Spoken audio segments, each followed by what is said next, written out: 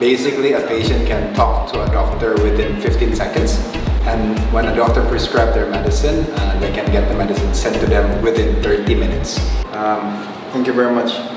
Hi, ASEANPATH TV. My name is Jonathan Sudarta. I'm the CEO and co-founder of Halodoc, an Indonesian telemedicine company. We have 20,000 doctors working directly with us, over 4,000 pharmacy. So Halodoc, I would argue that we are the largest. Also, we are being used by over 20 million monthly active users. In this case, our patients. We're not just doing telemedicine. We are a telehealth company in which we also provide simplification of healthcare access. During this period, we do a lot of tests for COVID. You can do drive-through tests. You can also get people come to your house to get COVID tests. And we also help the distribution of vaccine directly to patients in Indonesia, working together with the government. In Indonesia, we are a country with over 270 million population. We have over 17,000 islands. But the number of doctors in Indonesia, there's only 3 doctors out of 10,000 population. We do not have enough doctors. 1 hour away from Indonesia, there is Singapore.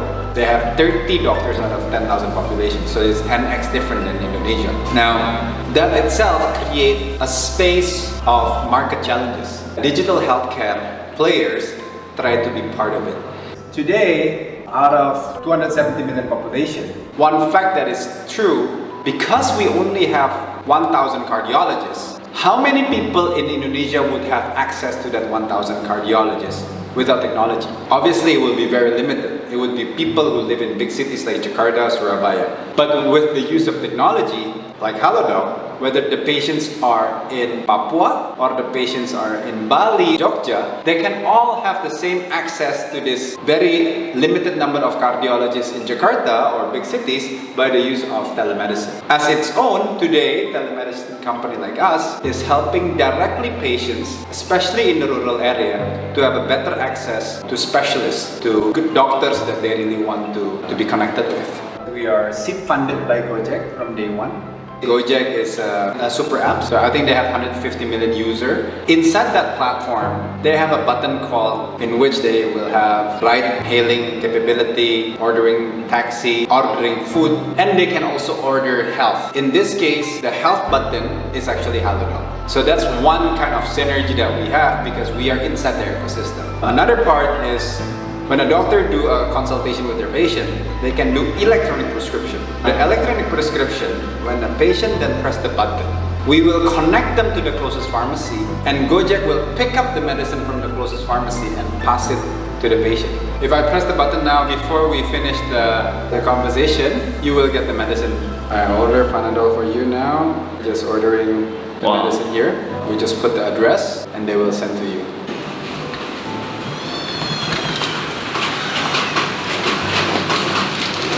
That's for you.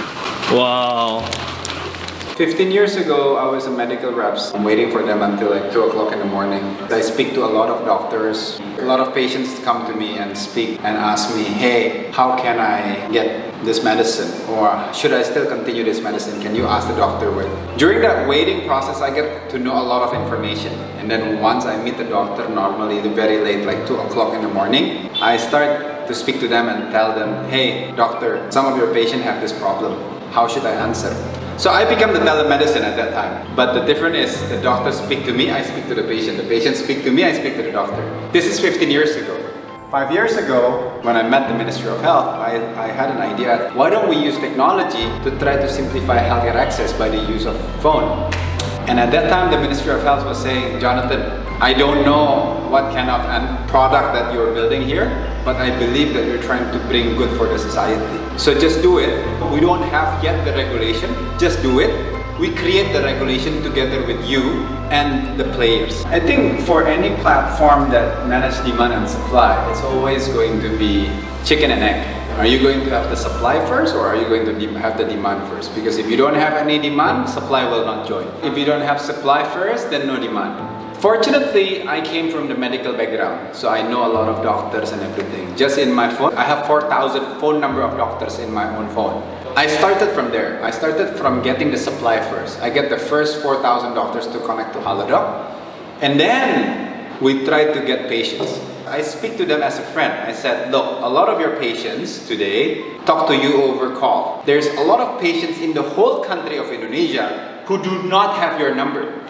Now, we do not want to send your number to everyone. What if there's a platform that allows people in Papua to speak to you without having to go here? So everything just use your phone.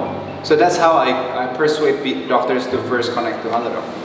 Yes, the first few months, the first few years, we have to keep educating the market. We are not a product like Gojek where when healthy people, they can use it every day. In Halodoc, you have to wait people to get sick to actually try the service of Halodoc. Once they try, they come back. So our return rate is very, very high. It's close to 90%. So the most difficult part for Halodoc was to get people experience the Halodoc experience. But during the period of COVID, nobody can go out. Everybody is afraid of going out. Everybody wants to know what is COVID. We are very fortunate that Halodoc is being trusted by the government. So we have been working very closely with the government in educating the market about COVID using the platform of Halodoc, in helping the market to diagnose whether they get COVID through the tests from Halodoc, whether it's PCR tests, antigen tests, and also telemedicine. So we actually taking care of the patient, making sure that they are being taken care at home.